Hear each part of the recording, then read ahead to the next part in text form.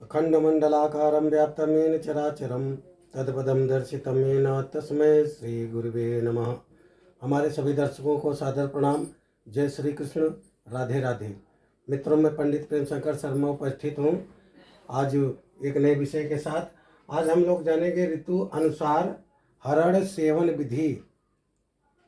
हरड़ को हरितकी भी बोलते हैं और हर्रे भी बोलते हैं।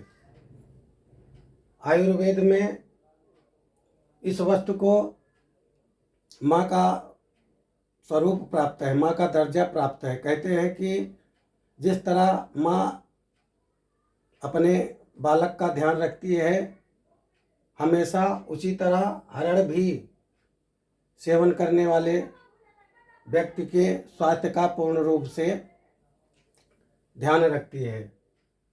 कहा गया है कि जन्मांतर कृतम पापम व्याधि रूपेण बाधते तच्छांति रौषधेर दानर जप होम सुरार्चने।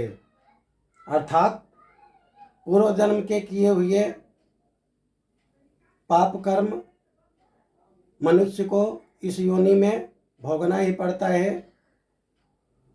उसके निवारण हेतु औषधि सेवन, दान, जप, होम और सुरार्चने अर्थात देवताओं की पूजा आदि जो है आवश्यक कहा गया है। बात करेंगे हरड़ के बारे में, तो हरड़ जो है इसकी सेवन विधि 6 ऋतुएं कही गई हैं। उन ऋतुओं में कब क्या खाना चाहिए, यानी पथ्य और अपथ्य। हिंदू मासानुसार चैत्र से लेके फागुन तक कुल 12 मास होते हैं। उसमें से 2 मासों को मिलाकर एक ऋतु कही गई है। जैसे बसंत ऋतु चैत और बैसाख, ग्रीष्म ऋतु ज्येष्ठ और आषाढ़, वर्षा ऋतु श्रावण और भाद्रपद, शरद ऋतु आश्विन और कार्तिक, हेमंत ऋतु मार्गशीर्ष और पौष, शिशिर ऋतु माघ एवं फागुन मास को कहा जाता है। राशि के अनुसार अगर बात करें तो मीन राशि और मेष राशि में सूर्य जब शयन स्थिति हो तो बसंत ऋतु होती है, और वृषभ राशि और मिथुन राशि में सूर्य जब गोचरस्थ हो तो ग्रीष्म ऋतु होती है।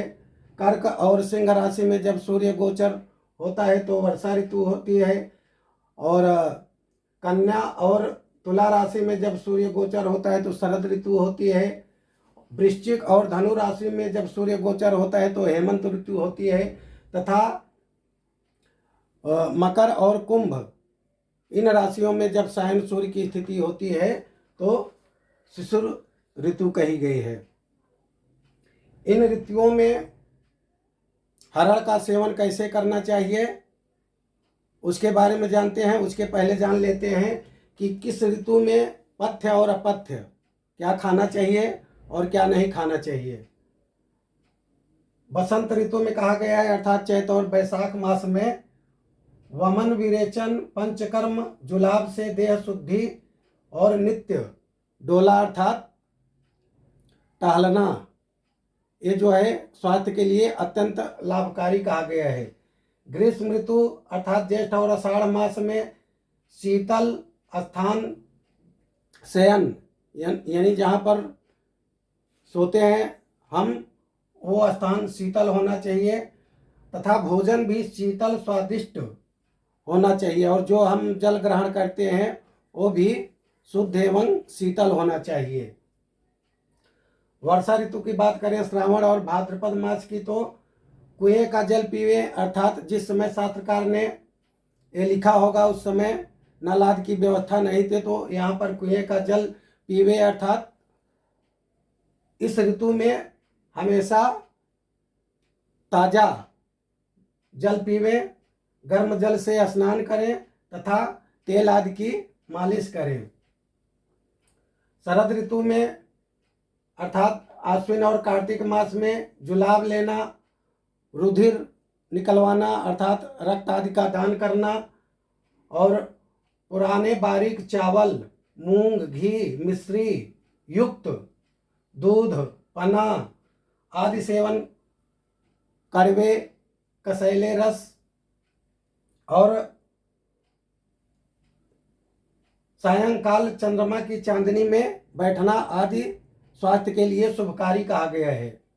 हेमंत ऋतु अर्थात मार्गशीर्ष और पौष मास की बात करें तो गर्मा गर्म घी मिला हुआ भात, उड़द, खटाई, अदरक, योग से बनी दाल, कचौरी आदि का सेवन, घी, दही, नमक सभी पदार्थ और गरम गरम दूध आदि का सेवन जो है स्वास्थ्य के लिए लाभकारी कहा गया है।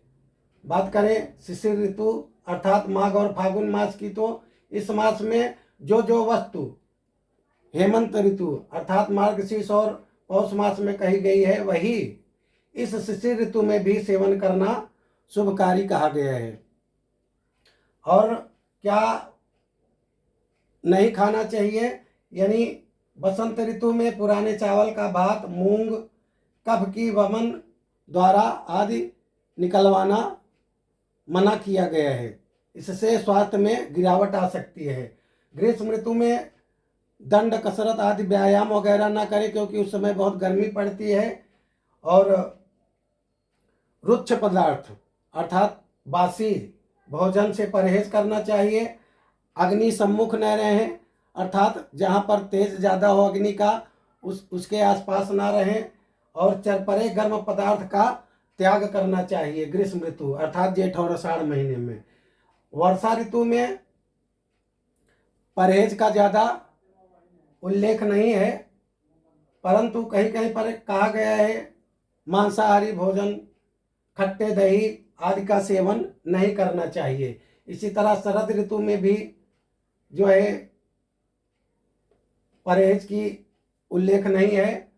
और हेमंत ऋतु में वात कारक, वात कफ नाशक वस्तुओं का जो है त्याग करने के लिए कहा गया है। शिशिर ऋतु में जो है इस ऋतु की तरह, हेमंत ऋतु की तरह ही है, इसमें भी कुछ परहेज नहीं कहा गया है।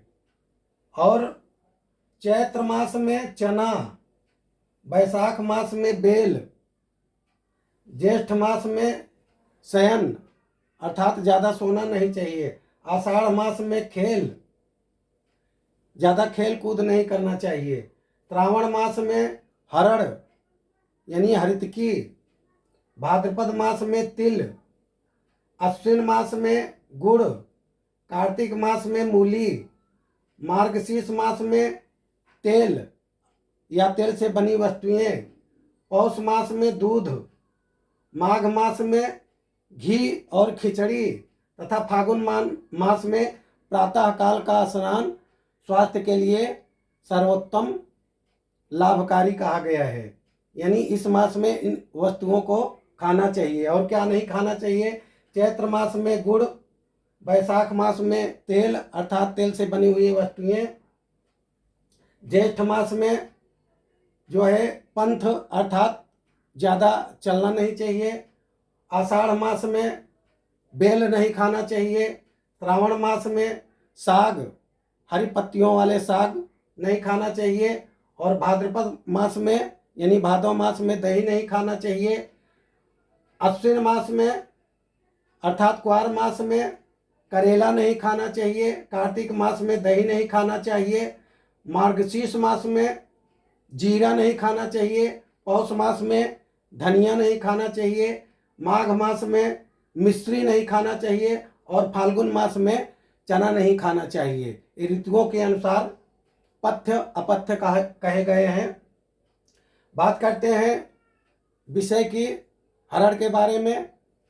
हरड़ जो है, हरड़ की मात्रा जब चूर्ण हम बनाए तो जो मात्रा हो, जैसे 50 ग्राम हरड़ लेते हैं तो उसके साथ में जो वस्तु बताई जाएगी उतना ही समान मात्रा में वो भी वस्तु लेके यानी 50-50 लेकर ऋतुओं अनुसार उनका सेवन करना चाहिए। लेकिन हरड़ का पाउडर कैसे बनाएं? उसके लिए हरड़ जब मार्केट से खरीद के लाते हैं तो उसको धोकर सुखाकर फिर कम से कम 50 ग्राम हरड़ में 4-5 चम्मच देसी घी तवे पर डालकर उसको धीमी आंच में पकाना चाहिए। जब तक हरड़ अपना रंग ना बदल दे तब तक उसको भूनते रहें, और जब धीरे धीरे रंग बदलना शुरू कर दे हरड़ तो उसको उतार कर ठंडा कर देना चाहिए। उसके बाद सिलबट्टा अथवा मिक्सर में पीस कर उसका चूर्ण बना लेना चाहिए। उसको अलग रखें। ध्यान रहे कि जो वस्तु बताई जाएगी उसके साथ में लेने के लिए उस वस्तु को उसके साथ में ना रखें, उसको अलग ही रखें। यदि 1 चम्मच खाना है तो आधा चम्मच हरड़ का पाउडर और आधा चम्मच जो वस्तु बताई जाएगी ऋतुओं के अनुसार सेवन करने के लिए उसको, अथवा 1-1 चम्मच दोनों ले सकते हैं। बसंत ऋतु में अर्थात चैत्र और मास में शहद के साथ हरड़ का सेवन अत्यंत लाभकारी कहा गया है। ये ऋतुओं अनुसार कहा गया इसलिए जब ऋतु परिवर्तन होती है तो हमारे शरीर पर तापमान द्वारा उसका असर पड़ता है और हमारा शरीर जो है उस समय उस तापमान को नहीं झेल पाता जब ऋतु चेंज होती है। तो उसके लिए ये जो है शास्त्रकारों ने बताया है कि चैत्र वैशाख अर्थात बसंत ऋतु में हरड़ पाउडर के साथ में समान मात्रा में शहद अथवा यदि शुद्ध शहद न मिलती हो तो गुड़ के साथ में हरड़ का सेवन करना चाहिए। ग्रीष्म ऋतु अर्थात ज्येष्ठ और आषाढ़ मास में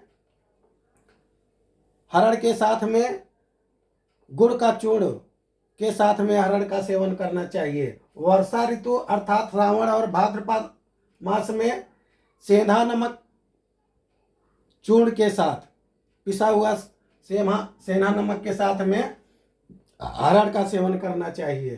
शरद ऋतु अर्थात अश्विन और कार्तिक मास में मिश्री पाउडर अर्थात मिश्री चूर्ण के साथ में हरड़ पाउडर का सेवन समान मात्रा में करना चाहिए। हेमंत ऋतु में अर्थात मार्गशीर्ष और पौष मास में सोंठ का चूर्ण के साथ में हरड़ के पाउडर का सेवन करना चाहिए। इसी तरह शिशिर ऋतु में अर्थात माघ और फाल्गुन मास में पीपर या पीपल के चूर्ण के साथ समान मात्रा में हरड़ चूर्ण का सेवन करना चाहिए। यदि जैसे बताया गया है इस तरह से समान मात्रा में हरड़ का सेवन ऋतुओं अनुसार हम लोग करते हैं तो हमारे स्वास्थ्य में अत्यंत परिवर्तन देखने को मिलेगा ऋतुओं अनुसार, और जहाँ तक हो सकेगा हम लोग चुस्त दुरुस्त एवं स्वास्थ्य जो है एकदम उत्तम रहेगा। आशा करता हूँ कि हमारे द्वारा दी गई जानकारी आप लोग के समझ में अच्छी तरह आई होगी। इसी के साथ मैं अपनी वाणी को विराम देता हूँ। सर्वे भवन्तु सुखिनः, सर्वे सन्तु निरामयाः, सर्वे भद्राणि पश्यन्तु, मा कश्चित् दुःखभाग् भवेत्। ओम शांति शांति शांति, सुशांतिर्भवतु, सर्वारिष्ट शांतिर्भवतु।